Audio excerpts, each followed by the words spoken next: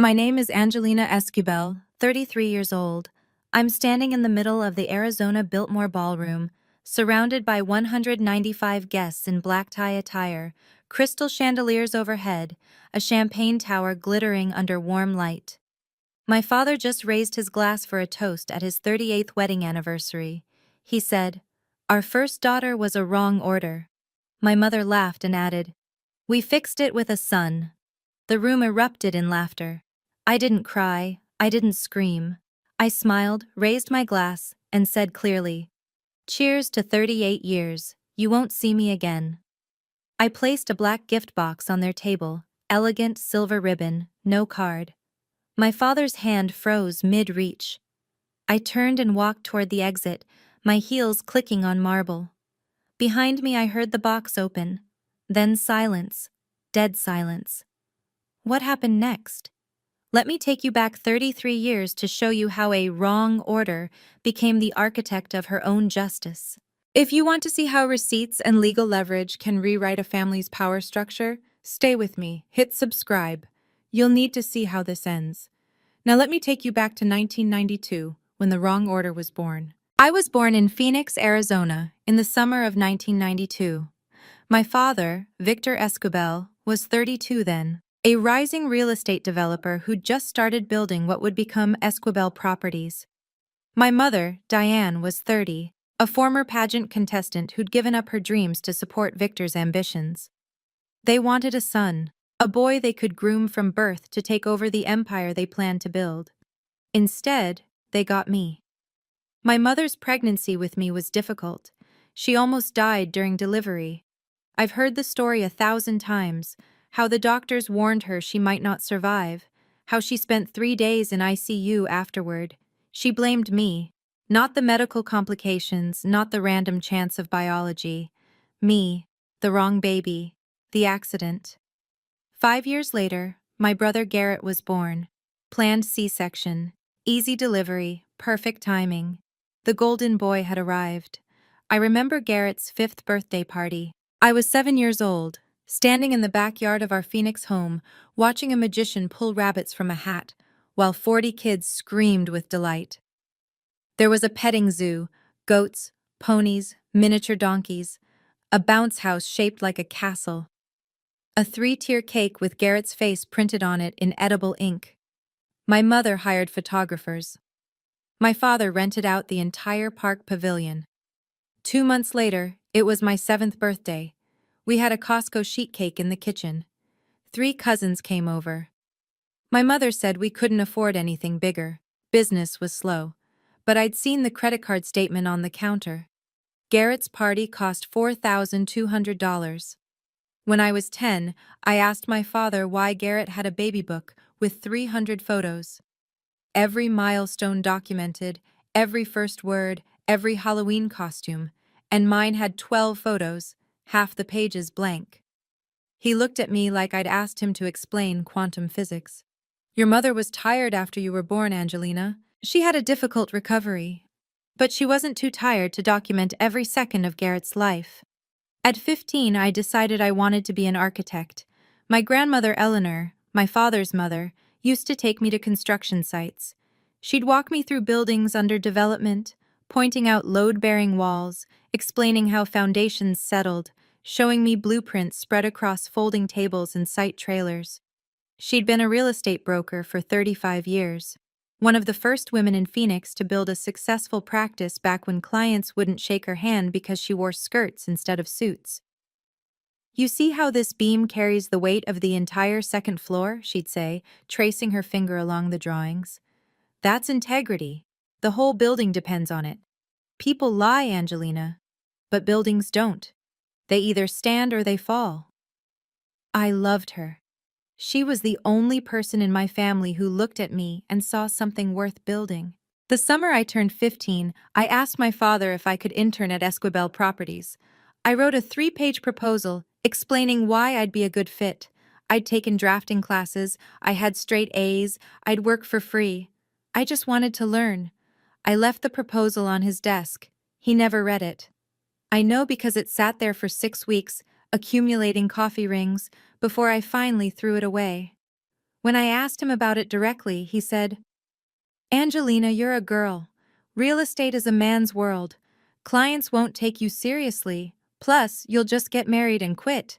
Why waste the training?" 2 months later, Garrett, 13 years old, no business experience, no interest in buildings, started shadowing my father every Saturday. "He's a natural leader," my father told everyone. "He's going to run this company someday." I was standing right there when he said it. He didn't look at me once. That night, I heard my father talking to my mother in the kitchen. I was supposed to be asleep, but I'd come downstairs for water. I stopped at the doorway when I heard my name. "Thank God Garrett's a boy," my father said. "Can you imagine Angelina running the company? She'd probably turn it into some non-profit art project." My mother laughed. "She's too emotional, too soft. Real estate needs someone with thick skin." I went back upstairs. I didn't drink the water. I lay in bed and stared at the ceiling and thought, I need to leave this house.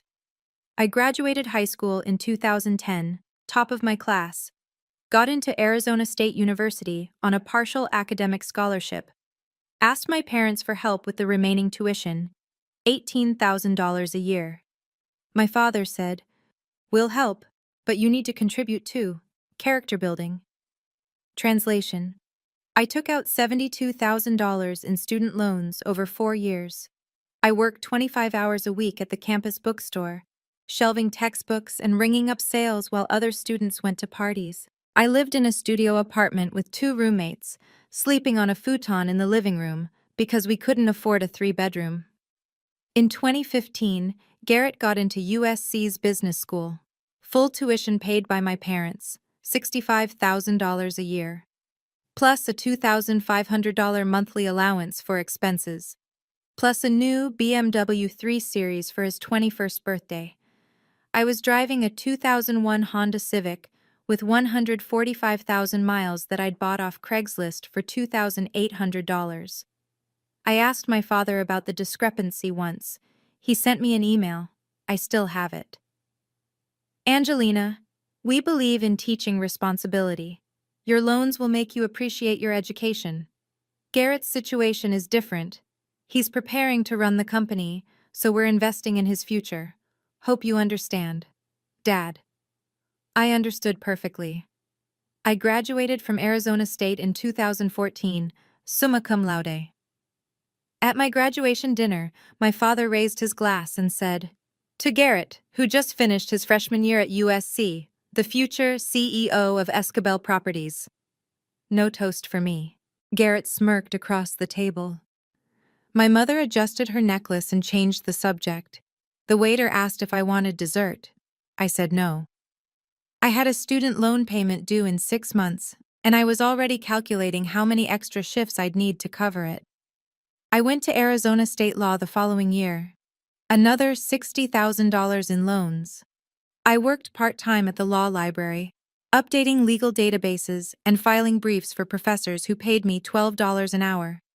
I passed the bar exam in 2018, top 15% of my class.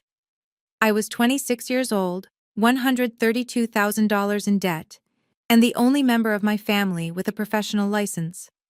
I sent my father a formal proposal: hire me as in-house counsel for Esquibel Properties. Market rate for entry-level corporate attorneys in Phoenix was $85,000. I asked for $68,000, 20% below market, because I wanted to prove myself. I drafted a 10-page memo outlining how I could save the company money on outside legal fees, handle contract reviews, manage risk assessment. My father's response came 3 days later. 1 paragraph. "Angelina, family and business don't mix. It creates conflicts of interest. I'm sure you'll find a great opportunity elsewhere. Dad."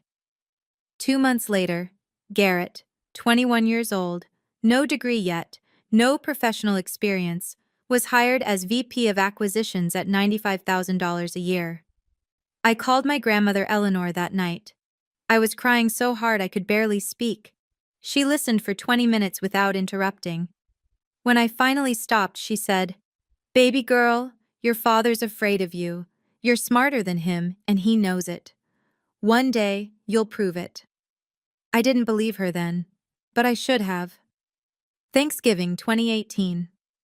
I flew home to Phoenix for the holiday, first time I'd been back in 6 months. I'd taken a job at a boutique law firm in Seattle, specializing in real estate and IP law. The distance helped. I could breathe there. Dinner was at my parents' house. Victor, Diane, Garrett, two uncles who both worked at the company. The table was set with my mother's good china. Turkey, mashed potatoes, green bean casserole, normal on the surface. My uncle asked me about Seattle. I started to answer, told him about the firm, about the cases I was working on. My mother interrupted. Angelina went to law school to find a rich husband, she said, loud enough for everyone to hear. Hasn't worked out yet. The table laughed. Garrett smirked into his wineglass. My father didn't say anything, just cut his turkey and avoided my eyes. I excused myself to the bathroom, locked the door, opened the Notes app on my phone and typed, "Note to self, stop expecting them to see me. They never will." I didn't go home for Christmas that year. My father texted me, "Suit yourself. Garrett's here, that's all that matters." I learned early. I wasn't the wrong order. I was just ordered to the wrong family. June 2019. I was 27, living in Seattle, working 60-hour weeks at the firm. It was a Sunday night, 11 p.m. I was about to go to bed when my phone rang. Victor. I almost didn't answer. We hadn't spoken in 6 months, but something made me pick up. "Angelina," he said. His voice was strained. "We have an emergency. Construction defect lawsuit. Clients claiming our building has structural issues, foundation cracks, HVAC failures, electrical code violations. They're suing for $1.8 million. Our regular attorney's on vacation in Europe, unreachable. Can you help?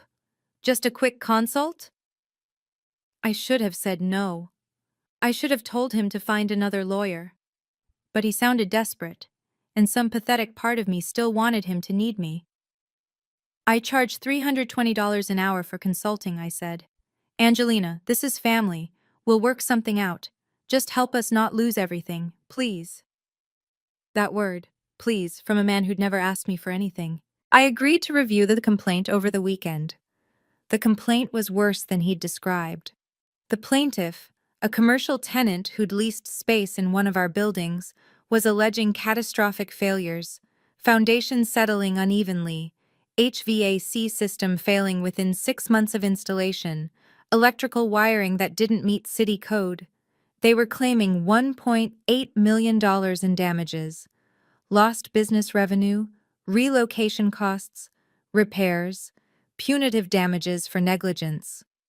I dug into the case, reviewed the original purchase contract, inspection reports, city permits, email chains between Garrett, who'd managed this acquisition, and the contractors, and I found it.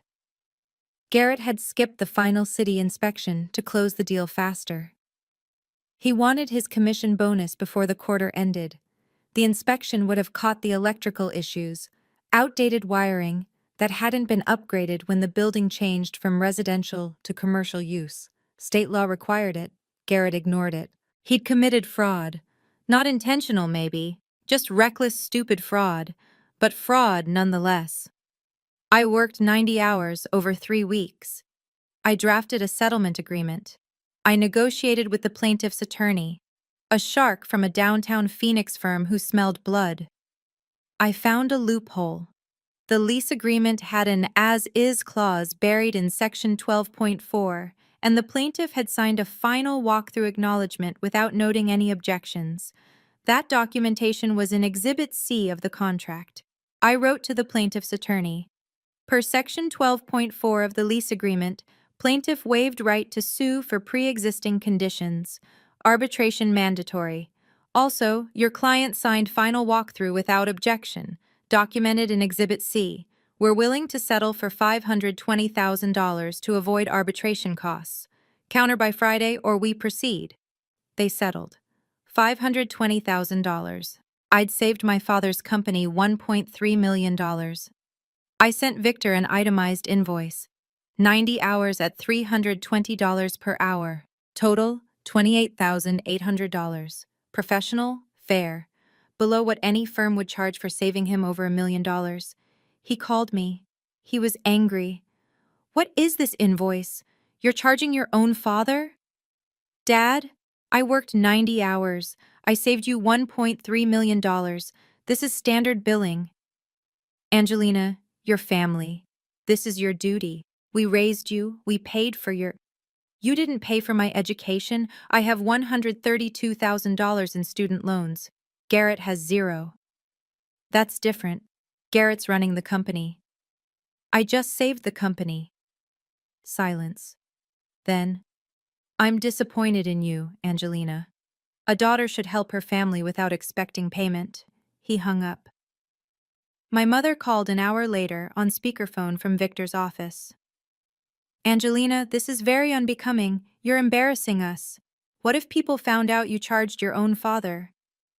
Mom, I'm a professional. This is how the law works. Well, maybe that's why you're still single. Men don't like women who are so transactional. I marked the invoice past due after 60 days. Then I wrote it off. The emotional toll wasn't worth collections. I texted my grandmother, Eleanor. I'm done. I'm never helping them again. She replied immediately. Good. You deserve better, my girl. Come visit me next month. I have something to tell you. 2 months later, in August, Garrett posted on LinkedIn. Proud to announce we successfully resolved a major litigation matter that threatened our company. Grateful for my team's hard work and strategic thinking. Onward. 240 likes. Comments praising his leadership. No mention of me. No mention of the 90 hours I'd spent saving his incompetent ass. I took a screenshot. Saved it in a folder on my laptop labeled Receipts. I didn't comment. I didn't call him out. I just filed it away. Because I was learning something important. Documentation beats confrontation. Evidence outlasts anger. I booked a flight to Phoenix to visit Grandma Eleanor. It was September 2019. She sounded weak on the phone. Come soon, baby girl. We need to talk about your future. I saved their empire. They didn't even say thank you. September 2019. I flew to Phoenix on a Friday afternoon. My grandmother lived in a small rental condo in Tempe. 1 bedroom, modest furniture, walls covered in photos of me. My graduations, my bar exam results. Every milestone my parents ignored, she documented. She looked thinner than I remembered. Her hands shook slightly when she poured tea, but her eyes were still sharp, those clear blue eyes that had always seen through everyone's bullshit. I have stage 4 pancreatic cancer, she said. No preamble, just facts. Doctors say 6 to 12 months. I broke. I couldn't help it. I put my head in my hands and sobbed, ugly crying, the kind where you can't breathe. She came around the table and held me like she had when I was 8 years old. Don't cry, baby. I've had a good life. But I need to tell you something important. She explained that she'd been updating her will. She wanted me to know what was coming, not the details, but the shape of it. I would inherit 25% of Esquibel Properties, shares she'd kept from the original founding in 1987. 3 rental properties in Phoenix, generating about $8,500 a month in income. And something else she couldn't tell me yet. You don't have to give me anything, Grandma. Hush, you earned it. You're the only one who ever saw me as more than Victor's mother. She gripped my hand. Her fingers were cold. Your father's a good man, Angelina, but he's weak. He takes credit for my work, my sacrifice. And your mother? She's afraid of strong women. That's why she treats you the way she does. Fear. Grandma, they hate me. They don't hate you, baby. They fear you, because you're everything they're not. Honest, brilliant, self-made. She leaned closer. Promise me something. When I'm gone, don't let them erase me. And don't let them erase you. I promised. She walked me to the door, whispered, "There's a letter in my safety deposit box. My attorney will give it to you 1 year after I die. Read it when you're ready to fight." "Fight who?" She smiled sadly. "You'll know." Let me take you back further, to 2000, when I was 8 years old and my grandmother was still working full-time as a broker. She brought me to her office one Saturday, a small space in a strip mall in Scottsdale, the walls covered in property listings and framed licenses. She showed me blueprints of the first building Esquivel Properties ever developed, an 8-unit apartment complex in Tempe, built in 1987. The plans were spread across her desk, yellowed at the edges, held down by a coffee mug and a stapler. "Your grandpa and I built this with our own hands," she said.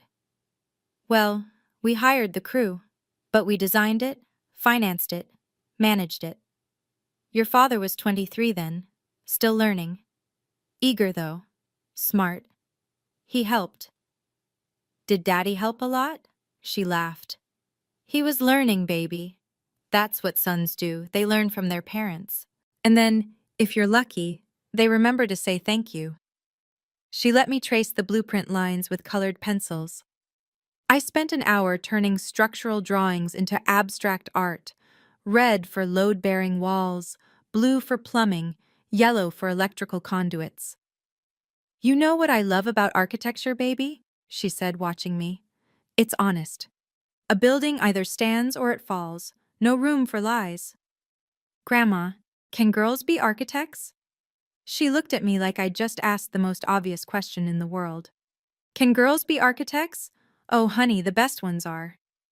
That's when I fell in love with buildings. Let me tell you about 2009, the year that changed everything, though I didn't know it then. I was 17. The Great Recession was in full swing.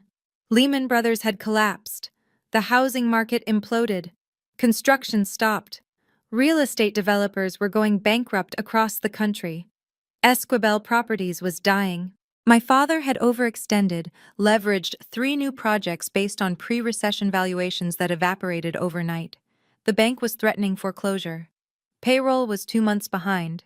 Clients were walking away from signed contracts, willing to lose their deposits rather than close on properties worth half what they'd agreed to pay. Victor went to his mother. My grandmother Eleanor was 67 then, recently retired. She lived in a modest house she'd paid off over 30 years, a 3-bedroom ranch in Glendale, nothing fancy, but hers. She had savings from decades of brokerage work, about $680,000 in retirement accounts. My father needed exactly that much to save the company. She mortgaged her house, cashed out her retirement, gave him everything. He signed a promissory note.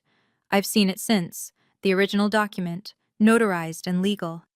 I, Victor Esquivel, hereby acknowledge receipt of $680,000 from Eleanor Hartman Esquivel on March 15, 2009. Full repayment due by March 15, 2014, with 6% annual compound interest. If unpaid at time of lender's death, outstanding balance plus accrued interest transfers to Angelina Maria Esquivel, with full right to demand immediate payment or convert to equity in Esquivel Properties. Signed under oath. In the margin, in Eleanor's handwriting, "Victor promised to pay me back, but if he doesn't, Angelina will make sure I'm remembered." The company survived. My father never repaid her. By 2012, Eleanor had to sell her house to pay off the mortgage she'd taken out for him. She moved into a 1-bedroom rental condo, $950 a month. She lived there until she died. Meanwhile, my parents bought a $2.3 million house in Paradise Valley, 6 bedrooms, infinity pool, 3-car garage. Garrett got the BMW. I got student loan statements. I didn't know about the loan. Eleanor never told me. She didn't want to burden me. But she kept that promissory note in a safety deposit box at Bank of America, along with a sealed letter addressed to me. She died on January 18, 2024. Pancreatic cancer. She fought 16 months instead of 12, longer than the doctors predicted, because she was stubborn as hell. The funeral was on January 22nd. 60 people. My father gave the eulogy. My mother was a saint, he said, standing at the podium in his black suit, voice breaking just slightly. She sacrificed everything for this family. She taught me the value of hard work, of integrity, of always putting family first. He didn't mention the $680,000. He didn't mention that she died in a rental condo while he lived in a mansion. He didn't mention that she'd asked him for repayment, year after year, and he'd said, "Business is slow, Mom. Soon, I promise." Garrett read a Bible verse. My mother dabbed her eyes with a tissue. She who hadn't visited Eleanor once during chemo. I sat in the back row. I didn't cry. I'd cried all my tears in private, over the phone with her during her last months, holding her hand in hospice when she slipped in and out of consciousness. After the service, my father approached me. "Thank you for coming. I know you and Mom were close." I nodded, didn't trust myself to speak. At the reception, I overheard my uncle talking to Victor by the dessert table. "Your mom was so proud of you. She always said you built an empire." "I couldn't have done it without her," Victor said. "She believed in me when no one else did." I was standing 10 feet away. He didn't look at me. Before they closed the casket, I placed a drawing inside. A blueprint I'd sketched when I was 10 years old, crude and childish, of a building I'd wanted to design someday. Eleanor had kept it in a frame on her wall for 23 years. I whispered, "I'll finish what you started, Grandma." A man approached me after the funeral. Late 60s, silver hair, kind eyes. "Ms. Esquibel, I'm Samuel Brennan. I was your grandmother's attorney and friend. She left specific instructions for me to contact you. I'll be in touch within 6 months." He handed me his business card. I pocketed it and didn't think about it again. I was too numb, too exhausted from grief. But 6 months later, in July 2024, Brennan called. "Ms. Esquibel, I need you to come to Phoenix. It's time to execute your grandmother's will." I flew in the next week. Didn't tell my family. Sat in Brennan's office, wood-paneled, old-school, shelves lined with legal volumes, and listened as he read through the assets. "You inherit 25% ownership of Esquibel Properties, LLC, stock certificate number 00127, issued to Eleanor Hartman Esquibel in 1987, never sold or transferred until now. 3 rental properties at the following addresses, deeds enclosed. Your grandmother's personal effects, including photographs and documents stored in her safety deposit box. And this." He handed me a thick envelope, sealed with red wax embossed with an E. My grandmother's handwriting across the front. "To my darling Angelina, open January 18th, 2025. You'll know what to do. I love you beyond measure. Grandma Eleanor." She was very specific, Brennan said. "You're to open this in January 2025, 1 year after her death. She said you'd need time to grieve before you could fight." "Fight what?" He smiled. "She also left documentation of a promissory note.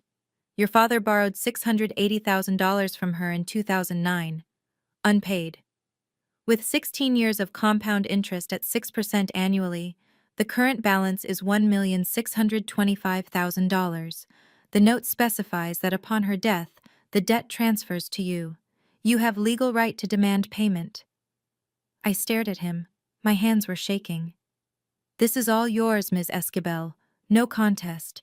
Your grandmother prepared for every contingency. Should your family attempt to dispute the will, I've been retained to defend your inheritance at no cost to you." I walked out of his office holding that envelope, sat in my rental car for 20 minutes, texted my therapist. "I need an emergency session. My grandmother just gave me a weapon." I drove past the Esquibel Properties building, 10 stories, downtown Phoenix, gleaming glass and steel. I'd never been inside, never been invited. I parked across the street and stared at it, 25%. I owned a quarter of that. She was the only one who saw me, and she made sure I'd never be invisible again. October 2024. 3 months after the will reading. Probate complete. The shareholder registry went public. Victor received a formal notice from the Arizona Corporation Commission. Shareholder Registry Update, Esquivel Properties LLC. New shareholder, Angelina Maria Esquivel, 25% ownership, transferred from estate of Eleanor Hartman Esquivel, deceased. He called his attorney. Then he called me, 5 times. I didn't answer. He left a voicemail. Angelina, it's your father. I got the shareholder notice. I wish Mom had told me about this before she passed. Look, I know we've had our differences, but you're family. Let's sit down like adults and figure this out. Maybe we can buy out your shares, fair market value, of course. Call me back, please. I listened to it 3 times, saved it. Texted Brennan. They're panicking. Good. Victor's attorney sent him an email. I got a copy later, through Discovery. Victor, I've reviewed the documentation. Eleanor's will is uncontestable, professionally drafted, witnessed by 3 parties, notarized, no signs of undue influence. Angelina is now legally a 25% shareholder.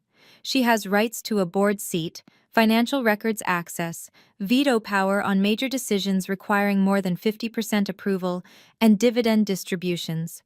My advice: accept this and maintain family peace. Litigation would be expensive and futile. My father held an emergency family conference call. Victor, Diane, Garrett, the 2 uncles who worked at the company. I wasn't invited, obviously. But one of the uncles recorded it. He sent me the audio file months later, after everything came out. Victor's voice, strained. My mother went behind my back. She gave Angelina 25% without telling me. Diane. Can we buy her out? Uncle number 1. At what price? 25% of a $12 million company? That's $3 million. We don't have liquid cash. Garrett, nervous. Wait, does this mean Angelina can see our books? Like financial statements? Victor. Yes. She has shareholder access. Long silence on the recording. Garrett's voice again, barely audible. Oh, fuck. Diane. We need to call her. Negotiate. She's family, she'll be reasonable. Victor. Angelina hasn't returned my calls in 3 months. While they spiraled, I focused on Eleanor's other gifts. The 3 rental properties, 2-bedroom townhouses in decent Phoenix neighborhoods, older but well-maintained. The property manager called me. Ms. Esquivel, I'm so sorry for your loss. Your grandmother was wonderful to work with. Just so you know, the properties generate about $8,500 a month in rental income. All tenants current, leases solid. I'll keep managing unless you want to make changes. Please keep managing. Send me monthly reports. Will do. She left everything organized for you. Property files, maintenance records, tenant histories. She was meticulous. That first deposit hit my checking account in September. $7,890 after expenses. I stared at it for a full minute. It was more than I made in a month at my first legal job. Passive income. Eleanor's gift. For the first time in my life, I wasn't drowning. I texted my therapist. I'm not drowning anymore. Garrett texted me. Hey, Ang, can we talk? I heard about Grandma's will. Congrats. Coffee sometime? I archived the message without responding. I kept the sealed envelope in a fireproof safe in my Seattle apartment. Sometimes I'd take it out, hold it, run my fingers over the wax seal. 3 months until January 18th, 2025. 3 months until I could open it. Brennan called to check in. Ms. Esquivel, just a reminder. January 18th is when you can open the letter. Your grandmother was very specific about timing. She said, Angelina needs time to grieve before she fights. Do you know what's in it? I do. And I can tell you this, it will change everything. Per my shareholder rights, I sent a formal request through Brennan, requesting full financial records for Esquivel Properties LLC, fiscal years 2019 through 2024. Please provide within 30 days per Arizona LLC statute. Victor's attorney sent the records. 380 pages of PDFs. balance sheets, income statements, expense reports, bank transactions. I started reviewing them the night they arrived. I'm a corporate attorney. I know how to read financials, how to spot irregularities, and they were everywhere. Marketing expenses spiked in 2022 and 2023, $186,000 total. But I cross-referenced with the company's public project list, checked their social media presence, called a few vendors. There were no marketing campaigns. None. Business travel charges on Garrett's corporate card, Vegas, Cabo, Miami. I looked up the dates, no projects in any of those cities, just trips. Wire transfers labeled consulting fees to an LLC called Phoenix Advisors. I ran the registration. The LLC was owned by Garrett, registered to his home address. I created a spreadsheet. 47 suspicious transactions. Total $186,430. I texted Brennan. I need a forensic accountant, now. He referred me to Rebecca Moss, a CPA with a certified fraud examiner credential. I paid her $12,500 to review 5 years of records. She worked for 3 weeks. Her report landed in my email on December 10, 2024. Executive Summary. Analysis reveals systematic misuse of company funds by VP of Acquisitions, Garrett Esquivel, from January 2022 through October 2024. Pattern includes creation of shell company to invoice for non-existent services, $78,000. Personal travel expenses misclassified as business, $31,400. Luxury purchases coded as marketing, $52,200. Cash withdrawals lacking receipts, $24,830. Total, $186,430. Conclusion: evidence supports embezzlement claim. Recommend immediate internal investigation and potential law enforcement notification. I read it twice. Then I called Brennan. I have proof Garrett embezzled $186,000. What are my options? You can report to police. You can demand restitution via board action, or you can use it as leverage. But Angelina, before you decide, it's almost January 18th. Open your grandmother's letter first. They thought Grandma left me memories. She left me leverage. January 18th, 2025, exactly 1 year after Eleanor died. I woke up early in my Seattle apartment, made coffee, lit a lavender candle, her favorite scent, sat at my kitchen table with the envelope. The wax seal broke easily. Inside, 12 pages. Eleanor's handwriting, elegant cursive that slanted slightly to the right. My dearest Angelina, if you're reading this, I've been gone a year. I hope you've grieved me properly. I don't want you crying forever, baby girl. But now it's time to fight. I need to tell you something your father never wanted you to know. My hands were shaking. I kept reading. In 2009, your father's company was dying. He came to me desperate. He needed $680,000 to save it. I gave him everything I had. I sold my house, Angelina. The house your grandfather and I bought in 1982, where we raised Victor, where you used to play in the backyard. I cashed out my retirement, every dollar I'd saved over 35 years of work. I gave it all to him because he's my son, and I believed him when he said he'd pay me back. I had to stop, put the letter down, breathed. He promised me 5 years. It's been 16 years, Angelina. He never paid me a dime. I died in a rental condo while he lived in a mansion with a pool. I'm not telling you this to make you hate him. He's still your father, and hate is poison. But I'm telling you this so you understand. He takes and never gives back. Not to me. Not to you. The next paragraph was underlined. I added your name to the promissory note on purpose. If I died before he repaid me, the debt would transfer to you. Why? Because you're the only one with the spine to collect. The note is legal, enforceable. With 16 years of compound interest at 6%, it's worth about $1.6 million now. You can demand payment, Or you can convert it to equity, 38% more ownership. That would give you 63%. Controlling interest. You'd own the company, Angelina. The company I built. The company that should have been yours from the beginning. I was crying, couldn't help it. I should have fought harder when Victor dismissed you. I should have said something when Diane called you wrong order at that Thanksgiving dinner. I stayed quiet because I thought family peace mattered more than justice. I was wrong. You deserved better. So here's my gift to you. The tools to rewrite this family story. Use them however you see fit. Burn it all down or rebuild it better. I trust you. You're not a wrong order, baby. You're the correction. Fix what I couldn't. I love you. Grandma Eleanor. Attached to the letter, the original promissory note, yellowed paper, Victor's signature at the bottom, notary stamp from March 15th, 2009, and 40 pages of diary excerpts. I read them. Eleanor's voice, year after year.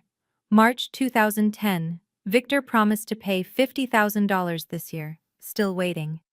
November 2011, asked Victor about the loan. He said business is slow, but I drove past their house yesterday. They're renovating the kitchen, marble countertops.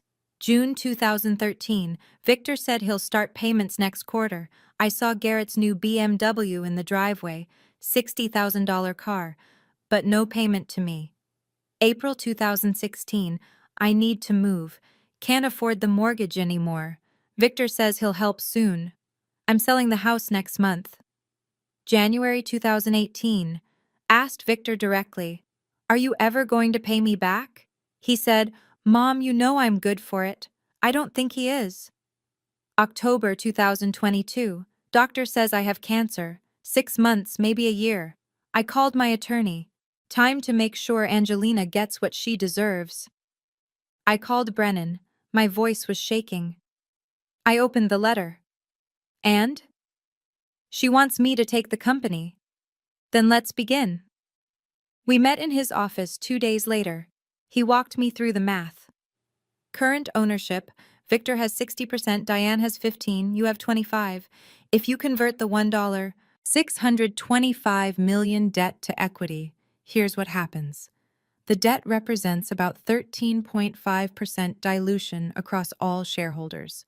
You get 38% additional shares from the conversion. Your new total, 63%. Victor drops to 44%, Diane to 11%. You become the majority shareholder, controlling interest. He wrote it on his whiteboard. I stared at the numbers. 63%. I owned the company Eleanor built. The company that had rejected me, humiliated me, stolen my work and my credit. What do you want to do? Brennan asked. I want them to understand what they did. I want receipts. I want justice. Then we go with equity conversion. And with the audit report on Garrett, you'll have leverage to force any terms you want. When do we drop the hammer? I smiled. Their 38th wedding anniversary, March 8th, 2025. I want everyone to see. We spent February preparing the gift box. Black box, 12 by 8 by 6 inches, silver ribbon, elegant. Inside, the promissory note, framed under glass. A demand letter on Brennan's letterhead. Ms. Angelina Escobel, creditor, hereby demands payment of $16,250,000 within 60 days of receipt, due May 8th, 2025. Failure to pay will result in conversion of debt to 38% equity per terms of original note. Debtor, Victor Escobel / Esquibel Properties, LLC. The Forensic Audit Report, Executive Summary, 3 pages. Eleanor's diary excerpts, 10 pages. Proof he never intended to repay her. A letter from me, handwritten. You called me a wrong order. Grandma Eleanor called me her architect. She saved your company in 2009. You let her die poor. I'm collecting what she's owed, with interest. You have 60 days. Pay the debt or I take 63% of the company. Your choice. You won't see me again after tonight. Angelina. A photo of Eleanor from 1987. Hard hat, holding a shovel at the ribbon cutting of that first building.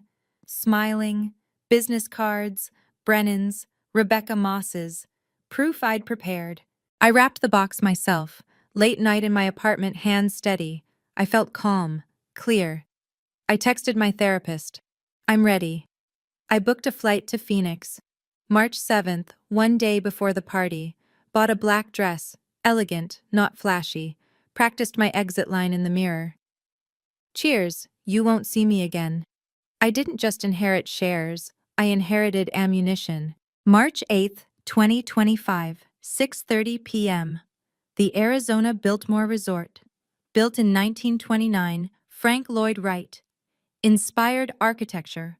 Copper-roofed ballroom with soaring ceilings and geometric patterns in the windows. It's the kind of place people choose when they want to show off. I arrived alone. Uber from the airport hotel. I didn't want anyone tracking my rental car, didn't want questions. Black floor-length dress, minimal jewelry, hair in a low bun. I carried a small clutch. The gift box was already there, checked with the code attendant. At the entrance, the coordinator checked the guest list. My name was crossed off. Oh, Ms. Esquivel, we weren't expecting you. Let me find you a seat. I'll stand in back. I'm not staying long. Inside, the ballroom glowed. Warm amber lighting from massive crystal chandeliers. 20 round tables, white linens, gold chargers, orchid centerpieces. A champagne tower near the bar, 6 tiers tall, a jazz quartet playing softly in the corner. 195 guests in black tie attire. The head table, Victor, Diane, Garrett, 2 uncles and their wives. My father wore a navy suit. My mother, a cream-colored gown. Garrett looked nervous, kept checking his phone. I stayed near the back exit, watched. Garrett saw me first. He was talking to a business associate, laughing, then his eyes swept the room and landed on me. His smile froze. He excused himself and walked over. Ang, what are you doing here? Celebrating. Isn't that what we're here for? Does Dad know you're coming? No. Surprise. He looked like he wanted to say more. Instead, he hurried back to the head table, leaned over Victor's shoulder, whispered. My father's head snapped toward the entrance. He saw me. His face went through a sequence.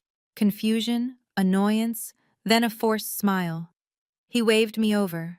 I didn't move. Dinner was served. Filet mignon, roasted vegetables, some kind of fancy potato dish.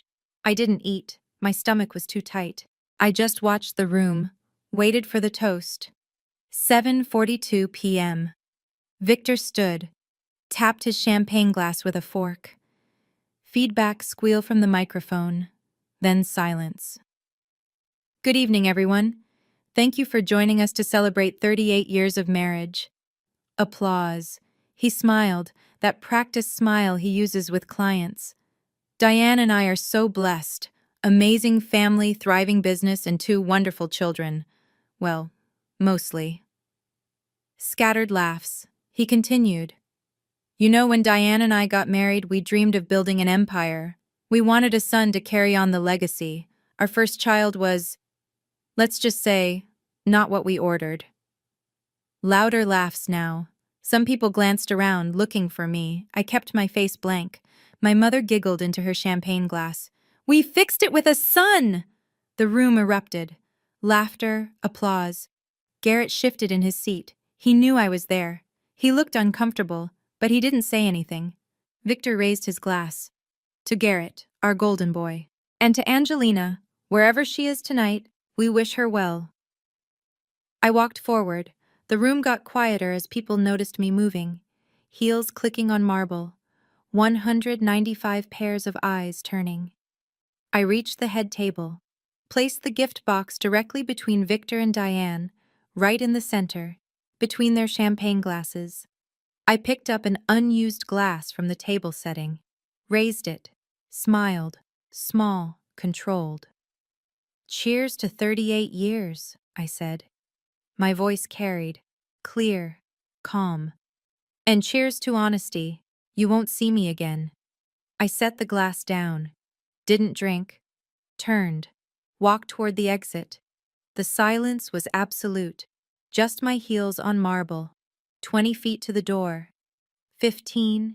10. Behind me, my father's voice. What the hell is this? I pushed through the door. Gone. Victor's hands shook as he pulled the silver ribbon. The box opened.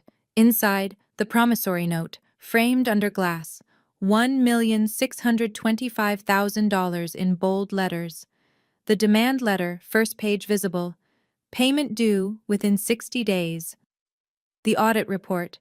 Forensic analysis. Embezzlement findings. His face drained of color. Literally went from pink to gray. Diane grabbed his arm. Victor, what is it? He couldn't speak. Just stared at the note. Garrett leaned over, read the demand letter, whispered, loud enough for nearby guests to hear. Oh, fuck. Diane grabbed the letter, read it aloud, voice rising. Demand for payment. $1,625,000. Failure to pay within 60 days will result in conversion to 38% equity. Victor, is this real? Did you owe your mother $1.6 million? Victor, barely audible. I was going to pay her back. She died in a rental condo, Victor. The guests closest to the head table heard everything. Whispers spread like fire. People pulled out phones. The jazz quartet stopped playing. Victor picked up the promissory note, hands trembling. His signature at the bottom. Eleanor's handwritten note in the margin. Victor promised. He lied. Then he saw the audit report. Flipped to the summary page. Garrett Esquibel, systematic misuse of company funds, $186,430, shell company, personal travel, embezzlement. Garrett stood up fast, chair scraping. I can explain. You created a fake company? Dad, it's not. You stole from us? Garrett actually ran, pushed through the crowd toward the side exit, disappeared into the hotel hallway. Diane was sobbing now, mascara running. What is happening? Victor, what did you do? My uncle approached the table. Victor, what's going on?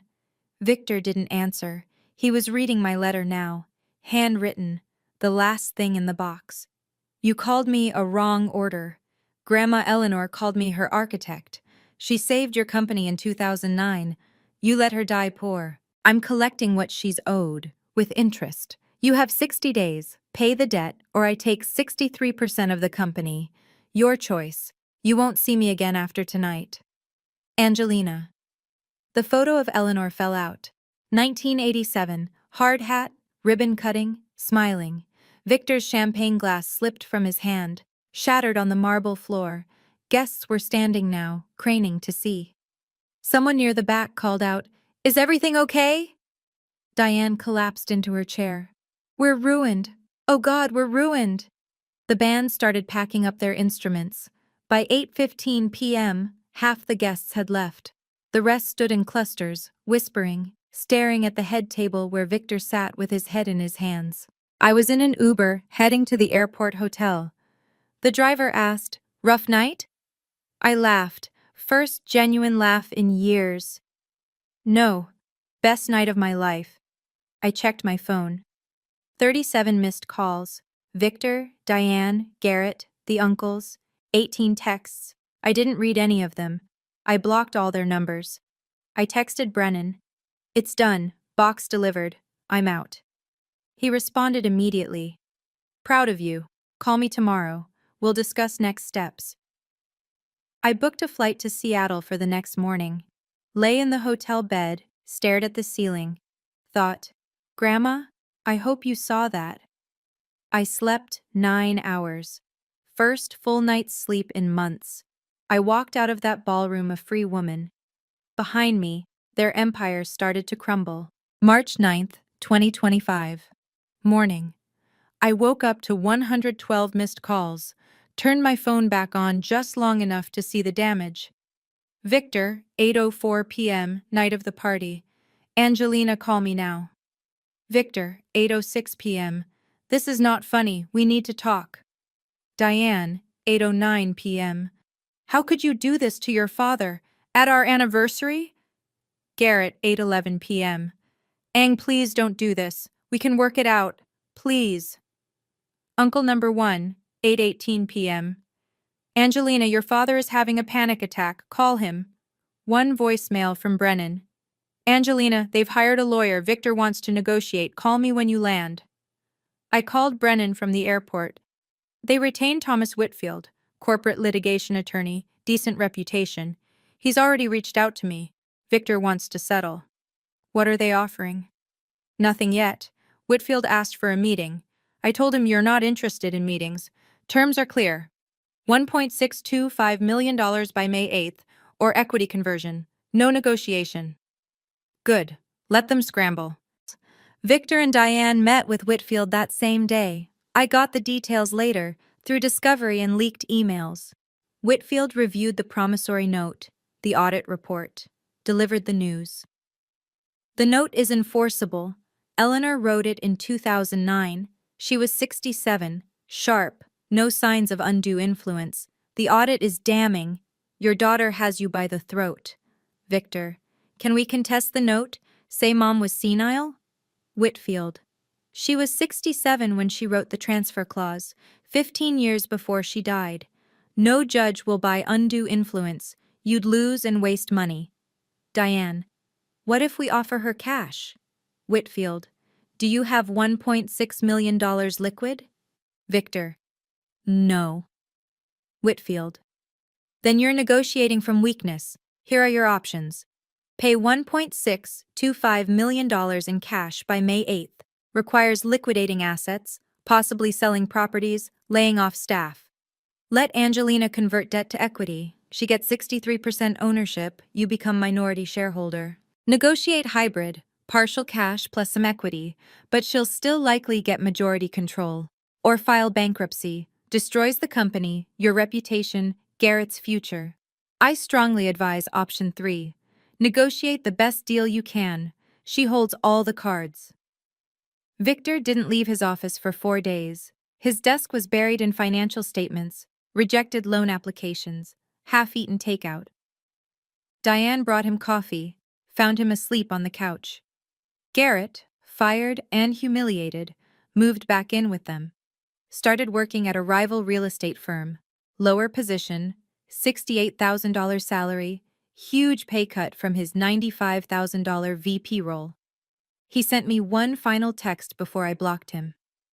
I'm sorry, for everything. The lawsuit, the credit, the money I took, I'll pay it back. Please don't destroy Dad's company. I didn't respond. March 18th. First settlement offer. Whitfield emailed Brennan. $920,000 cash, paid over 3 years, in exchange for Angelina releasing all claims, debt forgiveness, plus no equity conversion. I laughed when Brennan read it to me. They're offering half what Grandma's owed, in installments, and they want me to forgive the rest? That's the offer. Counteroffer. Full $1.625 million in 60 days, or I take 63%. No negotiation. Brennan sent the response. Whitfield called him. Sam, come on. Be reasonable. This will destroy Victor. Victor destroyed himself. He had 16 years to pay Eleanor back. He bought a $2.3 million house instead. What does Angelina want? What's her endgame? Justice and recognition. Second settlement offer came April 3rd. 28 days until deadline. $1.2 million cash, paid over 18 months, plus permanent board seat, plus 5% additional equity, total 30% for Angelina, in exchange for debt release. I read it. Texted Brennan. Still not full payment. Still trying to keep control. No. Brennan responded. Thomas, Ms. Escobel rejects Proposal 2. She is not interested in board participation or partial payment, full amount or equity conversion. This is her final position. 34 days remain. Victor threw his phone across the office. The screen cracked. Diane watched from the doorway. Victor, Maybe we should just let her have the equity. We can still run day-to-day operations. She'll fire us, Diane. She'll kick me out of my own company. It was your mother's company first. Garrett started updating his resume. Employees were panicking, rumors spread. An anonymous Glassdoor review appeared. Company in chaos, family drama between owners, considering leaving before it implodes. 14 key employees, project managers, senior sales staff, started interviewing elsewhere. Victor held an emergency all-hands meeting. Everything is fine. Just some family financial matters being resolved. Your jobs are safe. Nobody believed him. They'd seen the audit report leak. Someone in finance whispered to someone in sales, and it spread. One senior project manager emailed Victor. I've been with Esquibel Properties for 9 years. I've always been loyal. But I need to know, is the company stable? I have a family to support. If you can't give me assurance, I need to start looking elsewhere. Victor's response. I promise you, we're working through a temporary issue. Please stay. News articles started appearing. Phoenix Business Journal. Real estate firm faces internal dispute. Arizona Republic. Family business drama unfolds at anniversary party. Industry blog. Is Esquibel Properties the next family implosion? Victor set up a Google alert for Esquibel Properties. Every morning, new articles. He texted me directly. I'd unblocked him temporarily to monitor. You're destroying 60 people's livelihoods. Is that what Grandma would have wanted? I responded. Only reply I sent. Grandma wanted you to pay your debts. You have 28 days. April 22nd, 16 days until deadline. Final settlement offer. $1.5 million cash, scraped together via personal loans, asset sales, plus 10% additional equity, total 35% for Angelina, plus Garrett steps down from VP role in exchange for debt release and agreement not to conduct further audits. This was everything they could possibly offer. I could see the desperation in the numbers. $1.5 million meant they'd sold something, probably one of the rental properties, taken out personal loans against the house. I considered it for 48 hours. Called Brennan. If I take this, I get $1.5 million and 35%. I'd still be minority shareholder, but I'd be financially secure. True. But you wouldn't get justice. You wouldn't get what Eleanor wanted, for you to control the company she built. What do you think Grandma would want me to do? I think she'd want you to finish what she started. I wrote the email to Brennan. Sam, I've decided. Reject Proposal 3. We proceed with equity conversion. On May 8th, if they haven't paid $1.625 million in full, I take 63%. Tell them it's over. Brennan sent it. April 24th, 5:47 p.m. Victor read it at 6:02 p.m.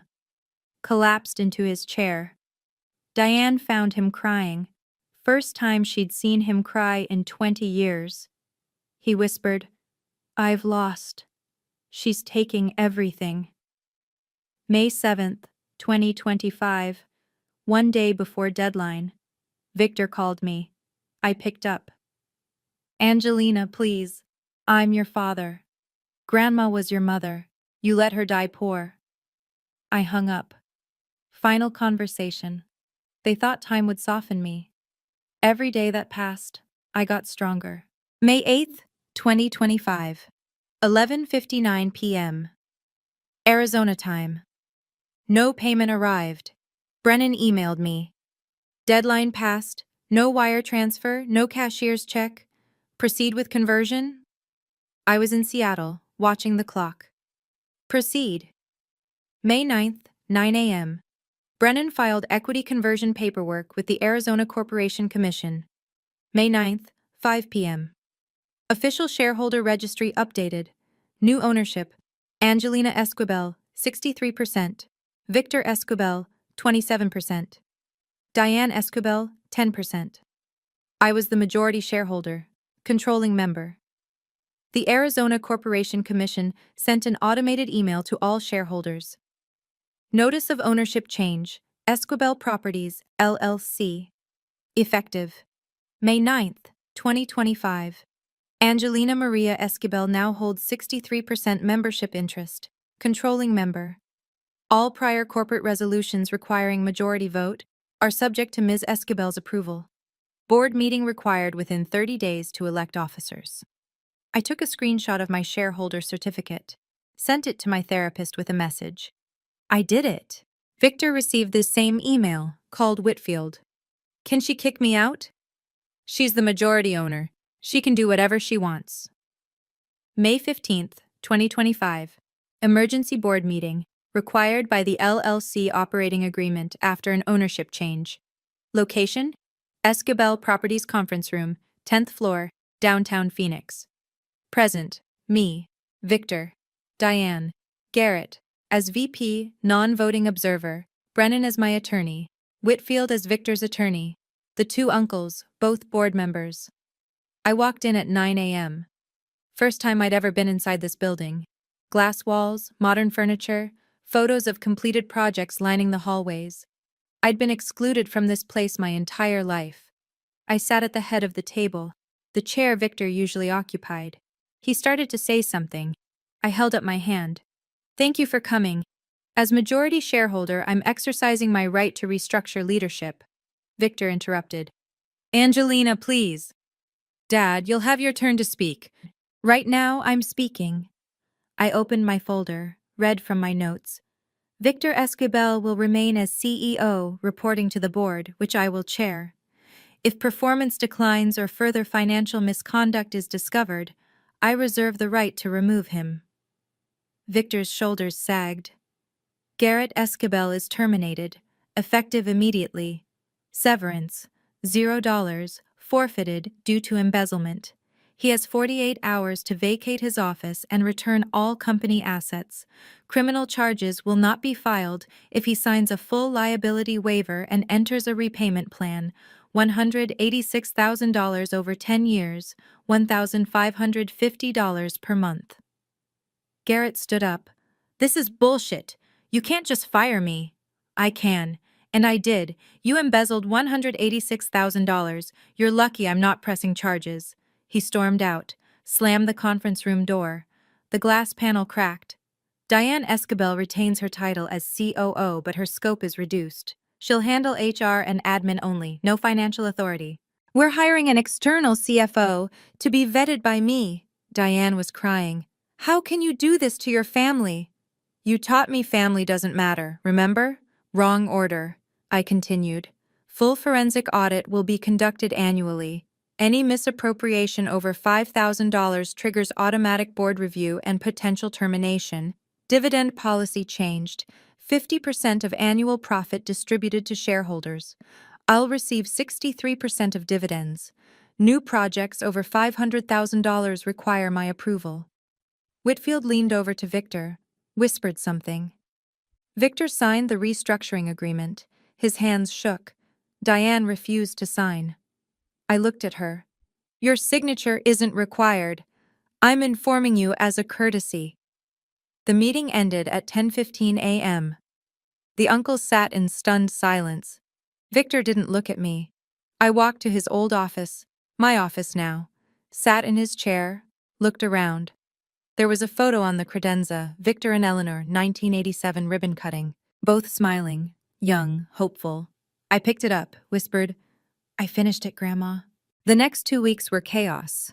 Garrett, fired and broke, moved in with Victor and Diane. Got a job at a competitor, $68,000, huge pay cut. Refused to speak to me. He sent one final text. I hope you're happy. You destroyed our family. I didn't respond. Victor went through the motions, came to the office, signed documents I required, but his spirit was gone. Employees whispered he was a ghost. Diane told her church friends I was ungrateful and cruel. But when they asked for details, she couldn't explain without admitting Victor's debt. The uncles quietly sided with me. They'd seen the audit. They knew Garrett was corrupt. They knew Victor was reckless. An employee sent me a Slack message, screenshot from the company's internal channel. Did you guys see the new ownership structure? Victor's daughter owns 63%. Garrett got fired. Apparently he stole money? Wild. But honestly, she seems sharp. Met her briefly. She asked good questions about our Q2 pipeline. Maybe this is good for us? I received the first monthly financial report under the new structure. Revenue, stable. Employee retention, 58 of 60 remained. 2 left. Both Garrett's friends. First quarter dividend payment to me, $42,000. I deposited it. Thought, this is Grandma's money. I'll use it wisely. June 2nd, 2025. Victor called me. First time since the May 8th deadline. Angelina, we need to talk. Not about business. About us. Can we try to fix this? I paused. I don't know, Dad.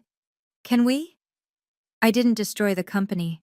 I restructured it, with me in charge, June through August 2025. I stayed in Seattle, managed Esquibel properties remotely, monthly board meetings via Zoom, quarterly reviews of financials, approval of major contracts. The company stabilized, revenue grew, employees adjusted. I started intensive therapy. Dr. Lisa Chen, specialist in family estrangement and complex trauma. First session, I broke down. I won. I got everything Grandma wanted me to have, so why do I feel empty? Dr. Chen leaned forward. Because you're grieving 2 things, the family you never had and the family you wish you had. Over 8 sessions we processed. Childhood neglect, anger at my parents, guilt over Garrett's downfall, even though he deserved it, grief over Eleanor's death, fear that I'd become as cold as them. You set boundaries, Dr. Chen said. That's not cruel, that's self-preservation. But I destroyed their lives. Did you? Or did you expose the destruction they caused themselves? I cried. I just wanted them to love me. I know. And it's okay to mourn that they couldn't. I kept a journal, therapy homework, wrote letters I'd never send. Dear Dad, I forgive you for not seeing me. I don't forgive what you did to Grandma, but I'm letting go of needing you to validate me. I validate myself now. Angelina. Session 8, August 15th. Dr. Chen asked, what do you want your life to look like in 5 years? I want to help people who feel invisible, like I did. So what's stopping you? I smiled. Nothing anymore. September 2025. I called my old law school roommate, Jenna Hartman, no relation to Eleanor, but I loved the cosmic coincidence. We met for coffee in Portland. She was burned out from her mid-size firm, working 80-hour weeks on commercial real estate deals that made rich people richer. What if we started our own firm? I said. Specialize in real estate law for small businesses, nonprofits, women-owned companies, people who get screwed by big firms' fees. Jenna's eyes lit up. Are you serious? Dead serious. I have capital, you have clients. Let's build something Grandma would be proud of. We shook hands. October 1st, 2025. Hartman and Esquibel, PLLC opened its doors. Small office in Seattle, 1,200 square feet, modern, minimalist. Just Jenna and me at first. We planned to hire a paralegal by year-end. Our tagline, building justice, one contract at a time. I hung Eleanor's original 1987 blueprint on the office wall, the one she'd shown me when I was 8. Beside it, I framed my first contract drafted at the new firm for a woman-owned bakery opening in Capitol Hill. Our first client walked in on October 3rd, a woman in her 40s, an immigrant, starting a cleaning business. She couldn't afford big firm rates. We'll work with you, I told her. Payment plan, reduced rate. We help people like you. She cried with relief. November 2025. I used $50,000 from my first dividend payment to establish the Eleanor Hartman Scholarship Fund for Women in Law and Architecture, partnered with Arizona State University. First year, 3 recipients, $15,000 each. Covered tuition and books for 1 year. I personally interviewed each finalist. Maria was 18, daughter of a construction worker, wanted to be an architect. We met at a coffee shop in Tempe. She was nervous, clutching her portfolio. Ms. Esquivel, I don't know how to thank you. My dad said architecture isn't for girls, but this scholarship, it means someone believes in me. I was crying, couldn't help it. Someone did believe in you. My grandmother, she was an architect too, and she'd want you to succeed. I handed her a framed photo, copy of Eleanor's 1987 ribbon cutting. Keep this. When people tell you that you can't, remember, you can. We hugged. The scholarship website went live in December. Homepage featured Eleanor's quote, "A building either stands or it falls. No room for lies." Below it, "This fund stands for girls told they can't. We say, you can." December 15th. I received a handwritten letter from Maria. Dear Ms. Esquivel, I started classes. My professor said my blueprint design is exceptional. I'm crying writing this. Thank you for seeing me. Maria. I read it 3 times. Whispered, Grandma, she's us. We did it. December 20th, 2025. 9 months after the anniversary blow-up. Victor called. I'd kept his number unblocked but hadn't answered in months. This time, I picked up. Angelina, it's Dad. I wanted to call before Christmas. I know you're probably busy. What do you need, Dad? I don't need anything. I wanted to say I'm sorry. For everything. For the wrong order comment. For not paying Mom back. For not seeing you. Long silence. Are you sorry you did it? Or sorry you got caught? He paused. Both. But mostly the first one. I've been in therapy. Diane and I are trying to understand why we treated you that way. And? I think I was scared. You're so much like Mom. Smart, driven, principled. I knew I'd never measure up, so I pushed you away instead. That's not an excuse, Dad. I know. I'm not asking for forgiveness. I just wanted you to know. I see you now, and I'm proud of what you've built. I was surprised. You're proud? Your firm, the scholarship, even what you did with the company, it needed restructuring. I was running it into the ground. I don't know if we can fix this, Dad. I know, but maybe we can try? No pressure, just, if you ever want to talk, I'm here. I'll think about it. After the call, I sat in silence for 10 minutes. Didn't cry, didn't smile, just felt something.